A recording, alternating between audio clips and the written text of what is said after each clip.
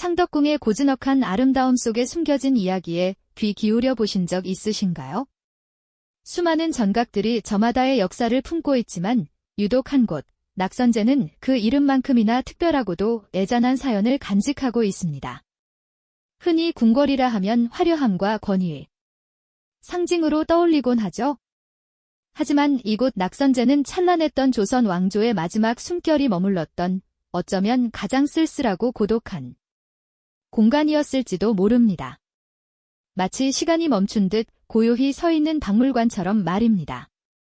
우리가 알고 있는 창덕궁은 유네스코 세계문화유산으로 지정될 만큼 빼어난 건축미와 자연과의 조화를 자랑합니다. 그 중에서도 낙선제는 단청을 입히지 않은 소박한 멋으로 많은 이들의 사랑을 받고 있죠. 그런데 이 평화롭고 아름다운 풍경의 뒤편에는 사라져가는 제국의 마지막 황실 사람들이 고독하게 생을 마감해야 했던 역설적인 진실이 숨어 있답니다. 마치 화려한 무대 뒤편, 아무도 모르게 눈물을 훔치는 배우처럼 말입니다. 과연 이 아름다운 공간은 왜 그토록 아픈 역사의 증인이 되어야 했을까요? 그리고 이곳에서 삶을 마친 이들은 대체 어떤 이야기를 우리에게 전하고 싶었던 걸까요? 오늘 저희는 그 숨겨진 진실을 찾아 깊은 시간 여행을 떠나볼까 합니다. 단순한 역사적 사실 너머의 인간적인 울림을 기대하셔도 좋습니다. 낙선제는 조선의 24대 임금 헌종이 사랑했던 여인, 경빈 김씨를 위해 지은 건물로 알려져 있습니다. 헌종은 경빈 김씨를 향한 애틋한 마음을 담아 화려한 치장 없이 검소하지만 기품이 넘치는 이 건물을 만들었죠. 당시 경빈 김씨는 정식 왕비가 아니었기에 헌종은 그녀가 궁궐에서 편안하고 행복하게 지낼 수 있도록 세심한 배려를 아끼지 않았다고 합니다. 마치 사랑하는 이를 위해 정성껏 지은 작은 별장처럼 낙선제는 그렇게 따뜻한 사랑의 보금자리로 세상에 나왔습니다. 고즈넉한 가을 햇살 아래 헌종과 경빈 김씨가 이곳에서 서로를 마주보며 나지막이 속삭이는 모습은 상상만으로도 애틋한 감동을 선사하죠. 낙선제라는 이름 자체도 선한 일을 즐겁게 행한다는 뜻을 지니고 있어 이곳이 본래 평화와 행복을 위한 공간이었음을 짐작하게 합니다. 하지만 역사는 때로 아름다운 시작 뒤에 예상치 못한 그림자를 들이우곤 합니다. 헌종의 짧은 통치 이후 고종시대에 이르러 낙선제는 또 다른 의미를 부여받게 됩니다. 당시에는 검소함을 숭상하는 공간으로 그 존재감을 드러냈다고 전해지죠. 화려함 대신 절제된 미학을 추구했던 낙선제는 그 자체로 조선 왕실의 마지막 자존심을 지키려는 듯 보였습니다. 그러나 이때 이미 조선은 격동의 소용돌이 한가운데 놓여 있었습니다. 서구 열강의 침략과 근대화의 거대한 물결 속에서 위태롭게 흔들리던 제국의 운명은 낙선제에도 깊은 그림자를 들이우기 시작했죠. 마치 폭풍전야의 고요함처럼 평화로워 보이는 낙선제의 풍경은 오히려 다가올 비극을 예견하는 듯 했습니다. 이곳이 단순한 사랑채나 검소함을 상징하는 공간을 넘어 조선 황실의 쇠락과 함께 마지막 거처가 될 운명을 암시하고 있었다는 사실은 참으로 역설적입니다. 왕실의 권위가 서서히 무너져 내리던 그 시절, 낙선제는 겉으로는 고요했지만 속으로는 불안과 슬픔이 켜켜이 쌓여가는 공간이 되어가고 있었던 것이죠. 마치 잔잔한 호수 밑에 거대한 폭풍이 숨어있듯이 말입니다. 이 아름다운 전각은 스스로는 알지 못했을 겁니다. 훗날 자신에게 얼마나 많은 망국의 한과 고독한 삶의 무게가 얹히게 될지 말이죠. 근대화라는 거대한 파도 앞에서 조선이라는 배는 이미 기울고 있었고 낙선제는 그 배의 마지막 객실이 될 준비를 하고 있었던 겁니다. 이제 우리는 이 슬픈 운명을 받아들여야 했던 마지막 황실 사람들의 이야기를 만나러 갈 시간입니다. 네, 그렇습니다. 창덕궁 낙선제는 그렇게 한 시대를 마무리하는 쓸쓸한 무대가 될 준비를 하고 있었던 겁니다. 그곳에서 마지막까지 머물렀던 황실 사람들의 이야기는 단순한 비극을 넘어 한 나라의 운명과 개인의 고독이 어떻게 엮이는지 생생하게 보여주죠. 그들의 삶은 화려한 궁궐 생활과는 거리가 멀었습니다. 오히려 독립된 조국에서조차 그들은 왕족이라는 이유로 차가운 시선과 함께 막막한 현실을 마주해야 했죠. 해방 이후 왕실은 더 이상 존재하지 않았습니다. 황족이라는 이름은 때로는 부담스러운 꼬리표가 되어 돌아왔고 그들은 대한민국 국민으로서의 정체성마저 혼란스러워하는 시간을 보내야 했습니다. 옛 왕실의 권위나 재산은 사라진 지 오래였고 최소한의 생활비마저 정부의 지원에 의존해야 하는 처지였죠. 궁궐 안에서 생활했지만 이는 결코 안락한 삶이 아니었습니다. 오히려 세상과의 단절 속에서 과거의 영광을 뒤로하고 고단한 현실을 감내해야 하는 유배지와도 같았을 겁니다. 낙선제에 머물렀던 마지막 황족들의 일상을 한번 상상해 보시죠. 궁의 한켠에 자리한 그곳은 화려함보다는 소박함이, 웅장함보다는 고요함이 감도는 공간이었을 겁니다. 오래된 가구들, 빛바랜 병풍, 그리고 조용히 시간을 보내는 황실 여인들의 모습이 그려지지 않으세요? 그들은 낡은 집기들을 아끼고 매만지며 때로는 조용히 책을 읽거나 바느질을 하며 긴 하루를 보냈습니다. 외부와의 교류는 드물었고 세상의 변화는 그들에게는 멀고 낯선 이야기처럼 들렸을지도 모릅니다. 하지만 그들은 결코 품위를 잃지 않았습니다. 비록 궁핍한 생활 속에서도 마지막 황실의 자존심을 지키기 위해 노력했죠. 이는 겉으로 드러나는 화려한 옷차림이나 거창한 의례가 아니었습니다. 오히려 묵묵히 자신의 운명을 받아들이고 작은 것 하나에도 정성을 기울이는 태도에서 우러나온 것이었죠. 낙선제 주변을 조용히 산책하는 고령의 황족들, 쓸쓸히 놓인 황실의 유물들 속에서 우리는 그들이 얼마나 고독하면서도 강인하게 삶을 버텨냈는지 짐작해 볼 수 있습니다. 그들의 삶은 단순히 비극으로만 치부할 수 없는 깊은 의미를 담고 있습니다. 사라진 조국과 민족에 대한 헌신, 그리고 묵묵한 인내의 상징이었다고 말할 수 있을 겁니다. 시대의 경랑 속에서 자신들의 존재 이유를 잃어버린 채 살아가야 했던 마지막 황족들. 그들은 낙선제라는 작은 공간에서 마치 꺼져가는 불꽃처럼 마지막까지 조선이라는 이름을 지키려 애썼던 것이죠. 그들의 고단한 삶은 우리에게 잊혀진 역사의 한 페이지를 다시금 떠올리게 합니다. 그들의 이야기는 단순한 과거의 기록이 아닙니다. 국가의 운명 앞에 선 개인이 얼마나 고통스러울 수 있는지, 그리고 그럼에도 불구하고 어떻게 자신의 존엄성을 지켜낼 수 있는지를 보여주는 살아있는 증거라고 할 수 있습니다. 낙선제의 고요한 마당을 거닐다 보면 마치 그들의 쓸쓸한 발자국 소리가 들려오는 듯한 착각에 빠지게 될지도 모릅니다. 그들의 삶은 한 시대의 종언을 알리는 동시에 사라진 제국의 마지막 숨결이 얼마나 애잔하고 아름다웠는지를 우리에게 전하고 있습니다. 그들의 삶은 한 시대의 종언을 알리는 동시에 사라진 제국의 마지막 숨결이 얼마나 애잔하고 아름다웠는지를 우리에게 전하고 있습니다. 하지만 그 애잔함 속에는 이루 말할 수 없는 고독과 인고의 시간이 깊이 스며들어 있었죠. 낙선제의 고즈넉한 풍경 뒤편에는 한때는 이 나라의 주인이었으나 시대의 격변 속에서 모든 것을 잃고 쓸쓸히 살아야 했던 마지막 황실 사람들의 이야기가 숨쉬고 있습니다. 해방 이후 이들은 더 이상 왕족이 아니었습니다.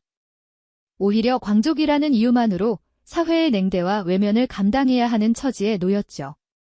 한때는 모든 이의 존경을 받던 존재였지만 이제는 구시대의 유물처럼 취급받으며 최소한의 생활비조차 정부의 지원에 의존해야 하는 고단한 삶을 살았습니다. 궁궐이라는 울타리 안에 갇혀 있었지만 그곳은 더 이상 화려한 보금자리가 아닌 한없이 쓸쓸한 유배지와 다름없었을 겁니다. 상상해보세요. 한때는 비단 옷을 입고 진귀한 음식으로 식탁을 채웠을 이들이 낡은 한복을 꿰매 입고 변변찮은 식사로 하루를 버텨야 했던 나날들은요. 낙선제 안에서 그들이 사용했던 물건들은 시간이 멈춘 듯 그대로 남아있지만 그 안에는 화려했던 과거와 초라해진 현실 사이의 깊은 괴리가 고스란히 배어 있습니다. 닳고 다른 가구들, 바랜 빛깔의 병풍, 그리고 조용히 놓여있는 황실의 유물들은 그들의 침묵하는 증인처럼 느껴집니다. 하지만 그들은 결코 무너지지 않았습니다. 비록 세상은 그들을 잊고 외면했을지라도 그들은 스스로의 존엄을 지키려 애썼죠. 낙선제의 고요한 방 안에서 책을 읽고 한 땀 한 땀 바느질을 하며 시간을 보냈던 황실 여인들의 모습은 외부의 시련 속에서도 내면의 평화와 품위를 잃지 않으려 했던 그들의 굳건한 의지를 보여주는 듯합니다. 어쩌면 그들에게는 잃어버린 나라의 마지막 자존심을 지켜내는 것이 곧 자신의 존재 이유였을지도 모릅니다. 고령의 황족들이 낙선제 주변을 조용히 산책하는 모습은 또 어땠을까요? 한 걸음 한 걸음 내디딜 때마다 그들의 발자국에는 지난 세월의 회한과 사라진 제국에 대한 그리움이 묻어났을 겁니다. 그들은 비록 모든 것을 빼앗겼지만 마음속에는 여전히 조선의 황족으로서의 긍지와 책임감을 간직하고 있었던 것이죠. 그들의 삶은 단순한 개인의 비극을 넘어 사라진 조국과 민족에 대한 헌신과 묵묵한 인내의 상징으로 우리에게 다가옵니다.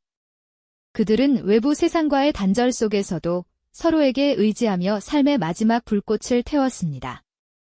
낙선제는 이들에게 단순한 거처가 아니었습니다. 잃어버린 모든 것 속에서도 마지막으로 지켜내고 싶었던 자신들의 역사와 정체성을 간직한 성소였을 겁니다. 그 안에서 그들은 고통과 슬픔을 묵묵히 견뎌내며 한 시대의 마지막을 고요히 맞이했죠. 이것이 바로 낙선제가 우리에게 전하는 말없이 깊은 울림의 진짜 의미일 테니까요.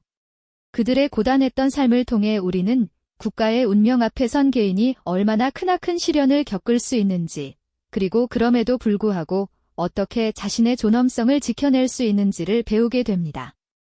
낙선제의 돌담 하나하나, 나무 한 그루 한 그루에는 마지막 황실 사람들의 애달픈 숨결과 숭고한 인내가 고스란히 배어있는 것 같지 않으신가요?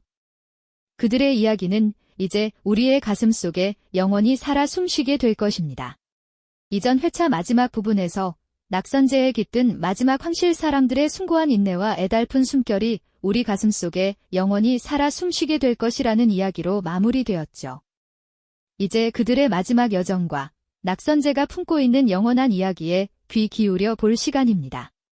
낙선제에서 고단한 삶을 이어가던 마지막 황실 사람들은 마치 정해진 운명처럼 하나둘씩 이곳을 떠났습니다.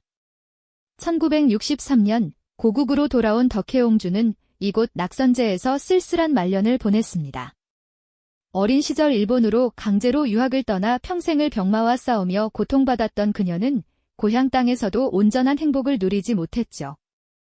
창밖을 바라보며 옛 추억을 더듬었을 그녀의 뒷모습은 망국의 비애를 온몸으로 보여주는 듯 했을 겁니다. 마침내 1989년 덕혜옹주는 낙선제에서 눈을 감으며 오랜 고통의 삶을 마무리했습니다. 그녀의 삶은 조선이라는 이름이 사라진 시대의 가장 아프고도 상징적인 한 조각이었죠. 이방자 여사 역시 1989년 낙선제에서 영면했습니다.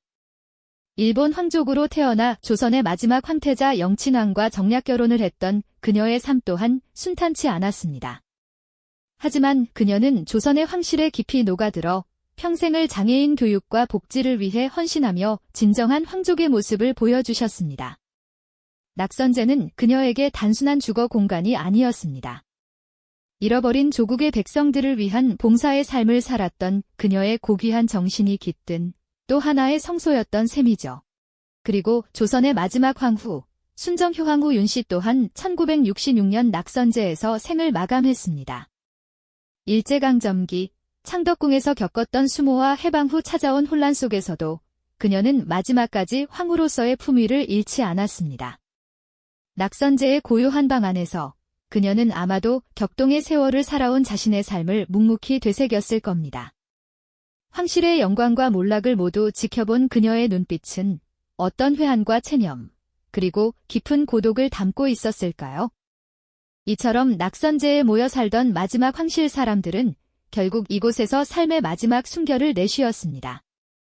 낙선제는 이들에게 단순한 궁궐의 한 건물이 아니었습니다. 모든 것을 잃은 상황에서도 자신들의 정체성과 잃어버린 조국의 자존심을 지키려 했던 마지막 보루였던 것이죠. 그들에게 낙선제는 고통스러운 운명을 받아들이고 한 시대를 마감하는 상징적인 공간이었습니다. 그 안에서 그들은 고립된 채 망국의 한을 품고 고요히 자신의 역할을 다했습니다. 화려한 궁궐의 이름 뒤에 숨겨진 인간적인 고통과 그럼에도 묵묵히 자신의 운명을 받아들였던 마지막 황실 사람들의 모습은 우리에게 깊은 연민과 동시에 숭고한 존경심을 안겨줍니다. 낙선제에서 차례로 세상을 떠난 그들의 이야기는 단순한 개인의 비극을 넘어 한 시대의 비극과 숭고한 인내를 품고 있는 역사적 증인이자 잃어버린 조국을 향한 마지막 희망과 고뇌가 담긴 공간이었음을 깨닫게 합니다. 그들의 삶은 사라진 역사에 대한 숙연함과 동시에 현재를 살아가는 우리에게 깊은 울림을 전하고 있습니다. 그렇다면 오늘 우리가 낙선제에 깃든 이 이야기를 기억해야 하는 이유는 무엇일까요? 낙선제에 숨겨진 이야기는 단순히 지나간 과거의 비극이 아니라 국가의 운명 앞에 선 개인이 얼마나 고단하고 숭고한 삶을 살 수 있는지를 보여주는 거울이기 때문입니다. 역사의 아픔을 기억하고 그 속에서 피어난 인간적인 존엄성을 되새기는 중요한 계기를 제공하는 것이죠. 낙선제는 오늘도 변함없이 그 자리에 서서 침묵 속의 마지막 황실 사람들의 이야기를 기억하고 있습니다. 고즈넉한 한옥의 아름다움 속에서 그들의 애달픈 숨결과 묵묵한 인내가 여전히 살아 숨쉬는 듯합니다. 낙선제의 돌담 하나하나, 처마 끝에 매달린 풍경소리 하나하나가 우리에게 무엇을 말하고 있는 걸까요? 우리는 그 침묵 속에서 과연 무엇을 들어야 할까요? 그들의 이야기는 영원히 우리 가슴 속에 남아 잊지 말아야 할 역사의 한 페이지로 기억될 것입니다. 이 영상이 도움이 되셨다면 좋아요와 구독 부탁드립니다. 여러분의 응원이 제게 큰 힘이 됩니다. 다음 영상에서도 더 유용한 정보를 공유하겠습니다. 감사합니다.